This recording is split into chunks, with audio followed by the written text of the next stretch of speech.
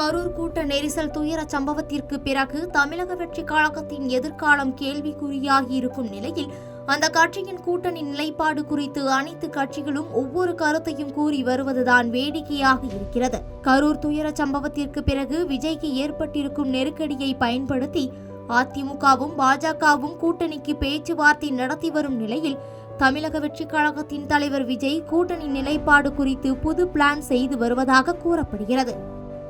அரசியல் எதிரி திமுக, கொள்கை எதிரி பாஜக என்ற முழக்கத்தோடு ஒவ்வொரு பரப்புரையும் மேற்கொண்ட விஜய் அதிமுக மீது மட்டும் மென்மையாக விமர்சனத்தை முன்வைத்தார்.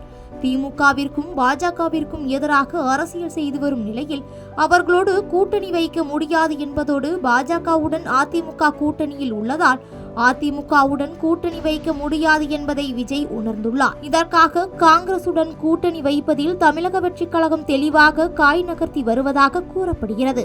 ஏற்கனவே அதிமுகவுடன் தாவேகா கூட்டணி அமைய போகிறது என்ற தகவல் வெளியானதில் இருந்து திமுகவில் சற்று சலசலப்பு ஏற்பட்டு வரும் நிலையில் அந்த கூட்டணி அமைந்துவிடக் கூடாது என்பதில் திமுக தெளிவாக செயல்பட்டு வருகிறது. இதற்காக கூட்டணிக்காக காங்கிரஸ் கதவை தட்டும் தாவேகா தமிழ்நாடு அரசியல் மட்டுமின்றி கேரள மாநில அரசியலுக்கும் உதவுவதாக வாக்களித்திருப்பதாக கூறப்படுகிறது. தமிழ்நாட்டிற்கு அடுத்தபடியாக கேரளாவில் விஜய்க்கு அதிக அளவில் ரசிகர்கள் இருக்கும் நிலையில் அவரால் அம்மாநில அரசியலில் பெரும் தாக்கத்தை ஏற்படுத்த முடியும் என நம்பப்படுகிறது. கேரளாவில் காங்கிரஸ், மார்க்சிஸ்ட், கம்யூனிஸ்ட் கட்சிகளுக்கு இடையே நிகழ்ந்து வரும் போட்டியை சமாளிக்க காங்கிரசுக்கு விஜயின் அரசியல் வருகை பெரும் நம்பிக்கையை அளிக்கும் என கேரள மாநில காங்கிரஸ் நிர்வாகிகளால் நம்பப்படுகிறது. இது தொடர்பாக மக்களவை எதிர்க்கட்சித் தலைவர் ராகுல் காந்தியிடமே கேரள மாநில காங்கிரஸ் நிர்வாகிகள் எடுத்து கூறியதாகவும் சொல்லப்படுகிறது. மேலும் திமுகவிடம் அதிக கூட்டணிகளை கேட்டு பெற முடியாது என்பதை உணர்ந்துள்ள காங்கிரசுக்கு சர்ப்ரைஸ் கொடுக்கும் விதமாக கிட்டத்தட்ட 70 தொகுதிகளும் துணை முதலமைச்சர் பதவியையும் கொடுப்பதாக தாவேகா சார்பில் ஆஃபர் கொடுக்கப்பட்டுள்ளதாக கூறப்படுகிறது. தமிழக வெற்றி கழகத்துடன் காங்கிரஸ் கூட்டணி வைப்பது தொடர்பாக கேரள மாநில நிர்வாகிகள் மத்தியில் ஓகே என்றாலும் தமிழ்நாடு நிர்வாகிகளுக்கு சற்று அப்செட் என்றே சொல்லலாம்.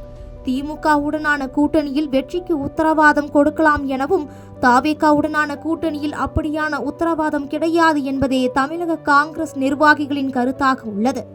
மேலும் தாவேகாவுடன் இப்பொழுது கூட்டணிக்கு ஓகே சொல்லிவிட்டால் 2029 நாடாளுமன்ற தேர்தலில் திமுகவின் ஆதரவை கோர முடியாது என்பதே அவர்களின் முக்கிய கருத்தாக உள்ளது. ஆனால் தமிழக வெற்றி கழக நிர்வாகிகளின் இந்த பேச்சுவார்த்தையை திமுகவிடம் தொகுதிகள் குறித்தான பேரத்திற்காக பயன்படுத்திக் கொள்ளலாம் என காங்கிரஸ் கட்சி எண்ணுவதாக சொல்லப்படுகிறது. தாவேகாவுடன் எப்போது வேண்டுமென்றாலும் கூட்டணியில் சேர்ந்து கொள்வோம் என்பதை போல தோற்றத்தை கொடுத்தால் திமுகவிடம் அதிகளவில் தொகுதிகளை பெற்றுக்கொள்ளலாம் என காங்கிரஸ் நினைப்பதாக கூறப்படுகிறது.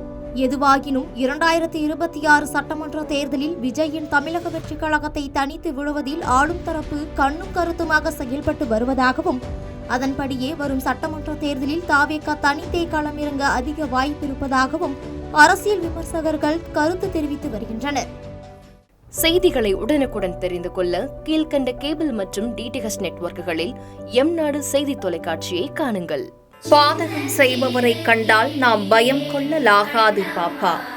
மோதி மிதித்துவிடு பாப்பா, அவர் முகத்தில் உமிழ்ந்துவிடு பாப்பா. அண்மை செய்திகளை உடனுக்குடன் தெரிந்து கொள்ள இணைந்திருங்கள் எம்நாடு தொலைக்காட்சியுடன்.